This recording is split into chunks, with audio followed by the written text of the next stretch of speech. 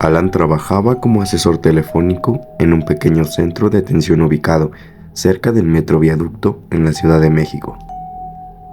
La empresa, dedicada a resolver problemas técnicos y ofrecer paquetes de servicios de telecomunicaciones, ocupaba un viejo edificio de 3 pisos. Aunque no era precisamente el empleo de sus sueños, el salario le permitía pagar la renta de su pequeño departamento y sobrevivir en la ciudad. El turno de Alan terminaba a las 10 de la noche. A esas horas, el bullicio de la avenida y del metro ya se había apagado, y el edificio, que durante el día vibraba con actividad, se sumía en un inquietante silencio. Solo quedaban un par de compañeros en otros pisos, quienes también parecían ansiosos por salir de allí lo antes posible. Desde su primer día, Alan escuchó rumores inquietantes sobre el lugar. Los empleados hablaban de sombras que se movían por los pasillos, puertas que se cerraban solas y murmullos provenientes de los auriculares, como si algo o alguien estuviera al otro lado de la línea. Para Alan, todo eso eran simples leyendas urbanas, cuentos para matar el aburrimiento en las horas muertas, pero pronto descubriría que había algo más siniestro en aquel lugar. Una noche, mientras Alan terminaba una llamada con un cliente molesto, algo extraño ocurrió. Tras colgar, se quedó mirando su pantalla, esperando que se registrara el cierre del caso. Fue entonces cuando un sonido casi imperceptible se filtró por sus auriculares. Un murmullo, como si alguien susurrara palabras ininteligibles. «¿Hola?», preguntó instintivamente, aunque sabía que la línea estaba desconectada.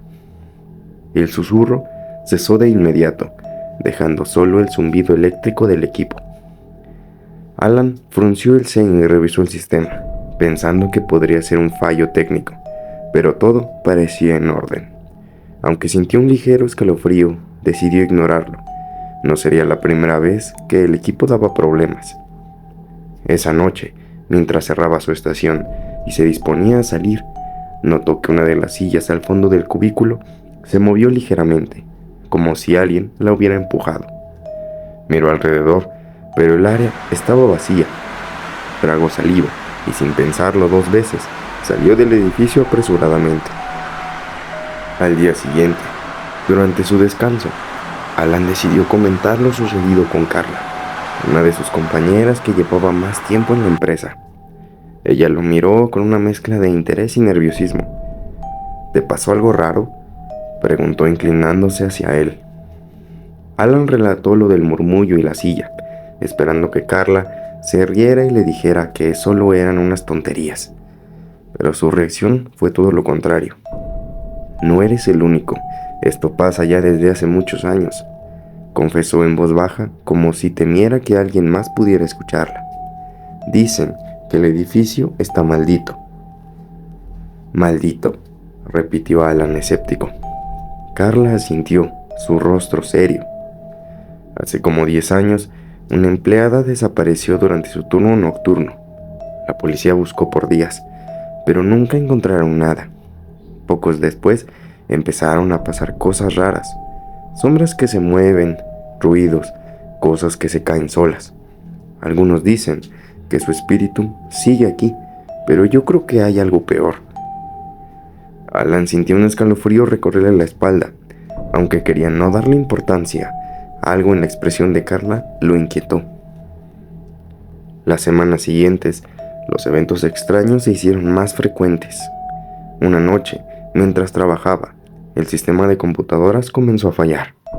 Las pantallas parpadeaban y un ruido estático llenó la oficina. Entonces, en medio del caos, Alan vio algo que lo hizo congelarse. Una figura oscura, humanoide, parada al fondo del pasillo. Era alta y delgada, con extremidades desproporcionadamente largas y un rostro que no alcanzaba a distinguirse. Alan parpadeó y la figura desapareció. Intentó convencerse de que había sido un juego de luces o simplemente era su imaginación, pero esa misma noche soñó con la figura. En su sueño, la sombra lo observaba desde la esquina de la oficina, mientras él intentaba moverse, gritar, hacer algo, pero su cuerpo no le respondía. Incapaz de ignorar lo que estaba sucediendo, Alan decidió investigar. Habló con un guardia de seguridad que llevaba años trabajando en el edificio.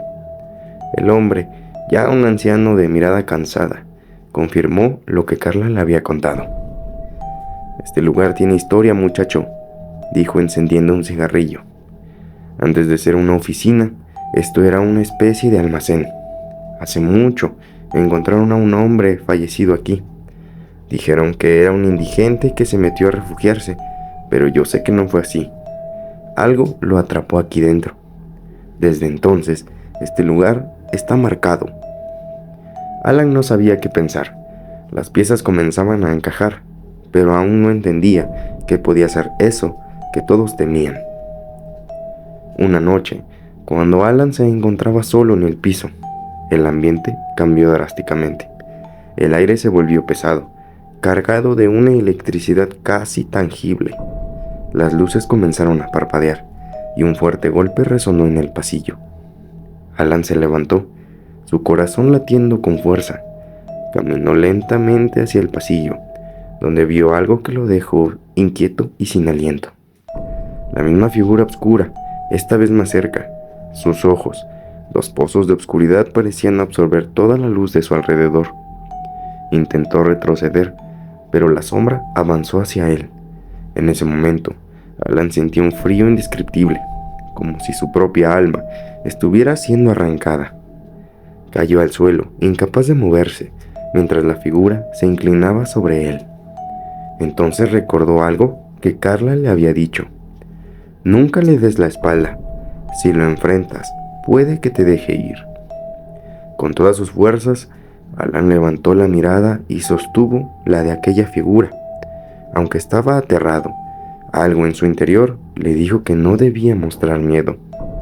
La sombra se detuvo durante unos segundos que parecieron eternos. Ambos se miraron fijamente. Finalmente, la figura retrocedió, desvaneciéndose en el aire de la oficina. Alan renunció al día siguiente. Nunca volvió a hablar de lo que sucedió esa noche, pero el recuerdo lo persiguió por años. A veces al pasar cerca de aquel lugar ahí por el metro viaducto, sentía una extraña sensación de ser observado.